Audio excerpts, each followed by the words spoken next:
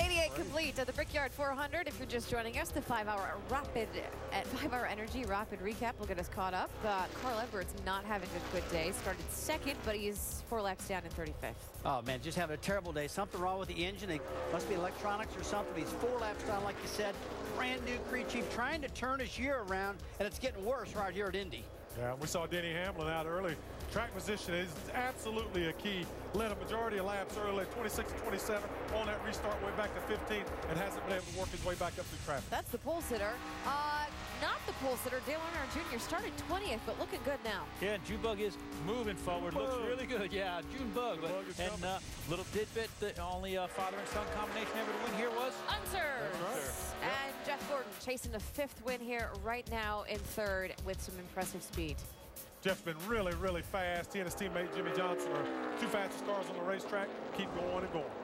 Currently out front, Brad Keselowski in the 2 for the captain, Roger Penske. Never won a Brickyard 400, but so successful here in the Indianapolis 500. Rusty before in countdown.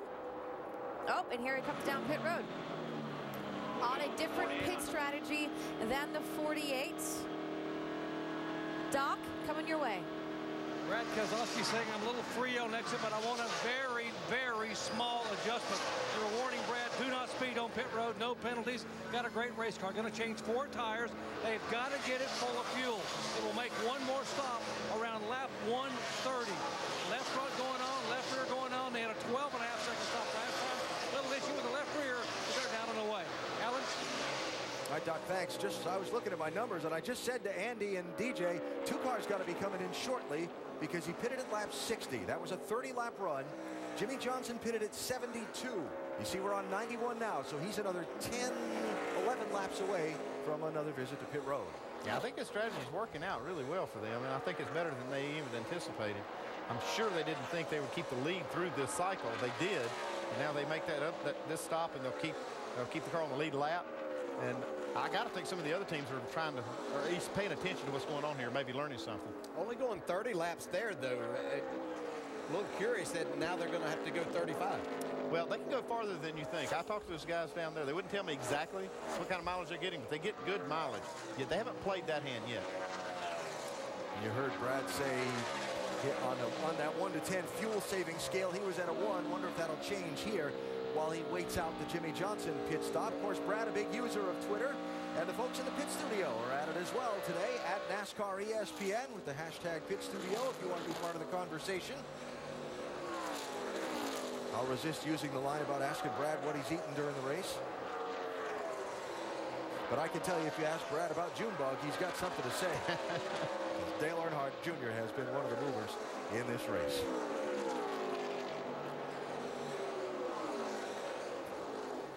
The big drivers and the big teams shine on the sport's big stage. So true here at the Indianapolis Motor Speedway. The 5-time champ Jimmy Johnson and the 4-time champ Jeff Gordon with 7 Indy wins between them. Hey, there's that DJ guy.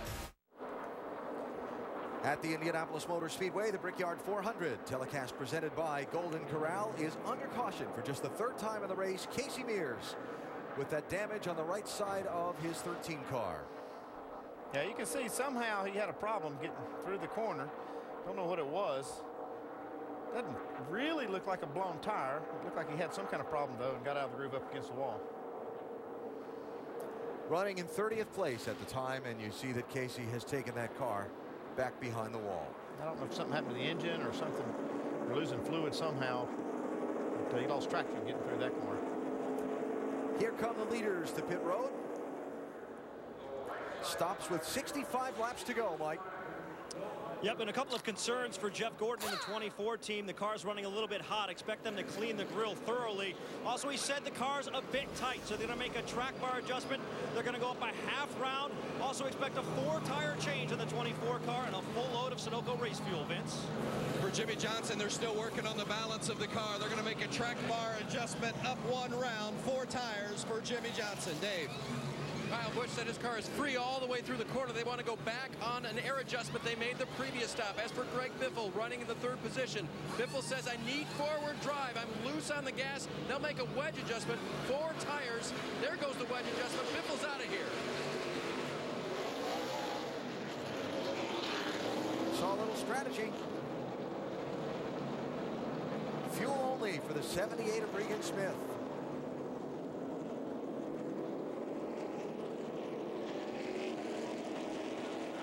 Team that finished third last year by playing their strategy for track position just right.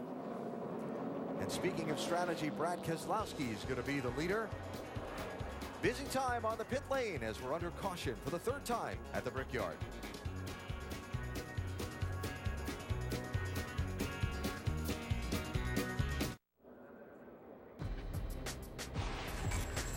Brickyard 400, presented by Golden Corral, is brought to you by Nationwide Insurance. Nationwide is on your side. KFC, come in today and taste why fresh is better. And 1&1 My Website, where creating a business website is easy.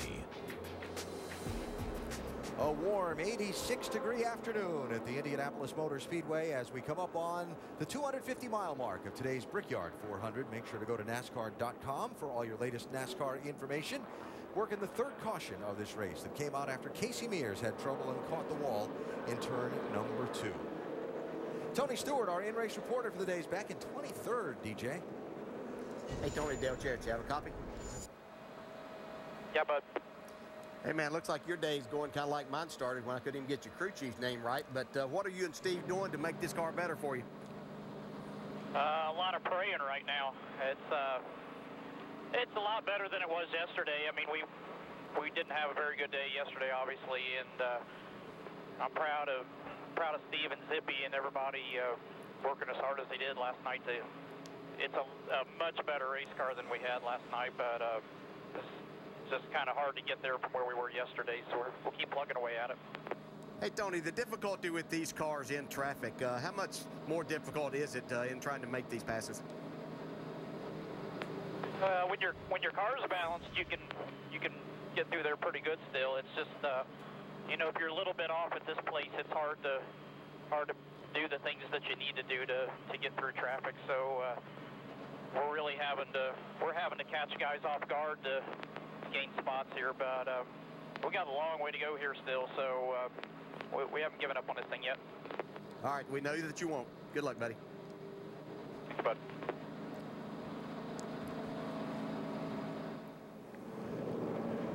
A little bit of cleanup going on around the Speedway, extending the caution flag. Juan Pablo Montoya has been on pit road a couple of times under the yellow. And Vince, did I see the hood up on that car?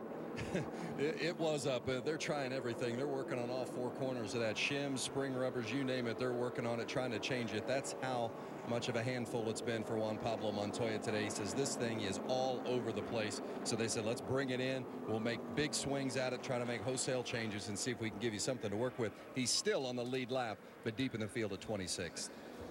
All right, Vince, thanks. Not the day the former Formula One driver was hoping for here at the Brickyard. Speaking of Formula One, tonight the ESPN original documentary series returns with a great account of Brazilian Formula One sensation Ayrton Senna that follows his struggles on and off the track and his rise to global fame and ultimately his tragic end. An ESPN original documentary, Senna, tonight at 10 on ESPN2. If you haven't seen it, I highly recommend it if you're a race fan.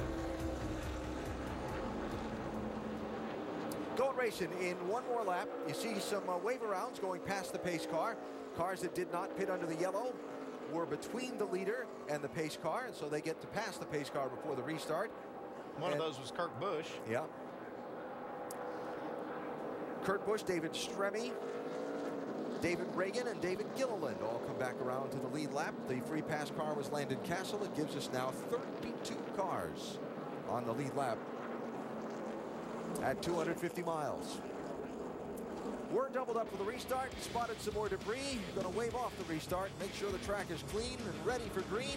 Brad Keselowski leads. We'll come back for that restart.